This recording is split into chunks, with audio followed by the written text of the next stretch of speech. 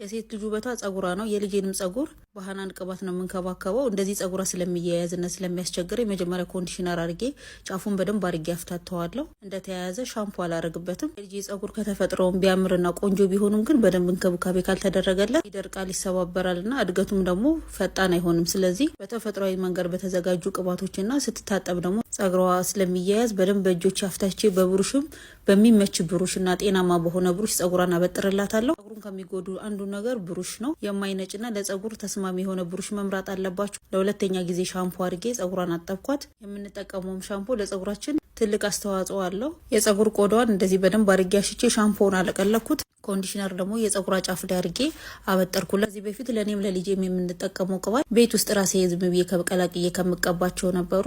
ሃናን ቅባትን ገዝቼ ደግሞ ለአንድ ወር ከ15 ቀን ያህል ሞከርኩትኝ። እኔም ልጄም ላይ በጣም ለውጥ አለው። የልጄን የጸጉር እድገት እንዲያፋጥኑ ጸጉሩን ውበት ይዞ እንዲያድግ ይረዳዋል። ሃናን ቅባት ለአዋቂ ብቻ ሳይሆን ለልጅም ይሆናል። ሃናን ሄር ግሮዝ ኦይል ከተለያዩ ናቹራል ኸርባሎች ለጸጉር የሚጠቅሙ ኦይሎችን ተቀላቅሎ የተዘጋጀ ቅባት ነው። ምንም አይነት ኬሚካል የለውም። ኬሚካል ፍሪ ነው። 6 ወር ጀምሮ ላሉ ህጻናትም መሆን ይችላል። የሃናን ቅባት ከጥቅሙ በትንሹ ልንገራችሁ። ፈጣን እድገት እንዲኖረውና እንዲረዝም ይረዳል። ተረደደን ጸጉር ያለሰልሳል። ስስ ጸጉር ደግሞ እንዲፋፋና ዘለላው ወፍራም እንዲሆን የተለያየ ምክንያት በወሊድ ረጅም ጊዜ ሁማን ሄር እየተጠቀማችሁ ጸጉራችሁ ከተበጣጠሰና ከተነቃቀለ ጤናማና የሚያፋፋ ጸጉር እንዲኖራችሁ ያደርጋል። ፐርም ላበላሻባችሁ ቅባቱን በሳምንት 3 ብትጠቀሙ የተጎዳውና የተበጣጠሰው ጸጉራችሁ ወደ ነበረበት ተፈጥሯዊ ሆኖ የሚያምር ዘለላ ውፍረትና ርዝመት ይኖረዋል። ቀለምና በእሳትም የተበላሸ ጸጉር በደንብ አድርጎ ያስተካክላል። ጸጉራችሁ ሳሳ ያለና ባዶ ከሆነ ደግሞ አዲስ ጸጉር እንዲበቅልና ሞላ ያለ ጸጉር እንዲኖራችሁ ያደርጋል። የሃናን ቅባት ሴቱም ወንድም መጠቀም ይችላል። ይህንም ጸጉር በወሊድ ምክንያት የተጎዳውን በሳምንት 3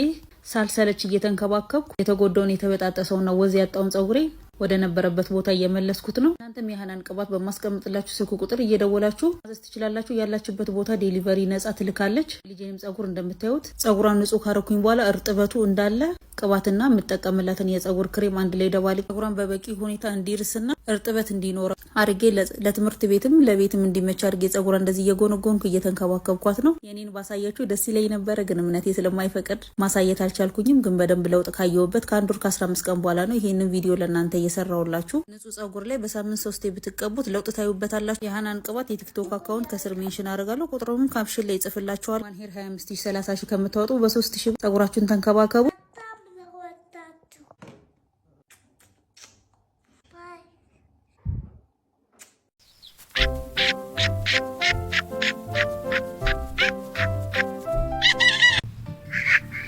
Subscribe today. Don't forget to subscribe. Subscribe. Subscribe.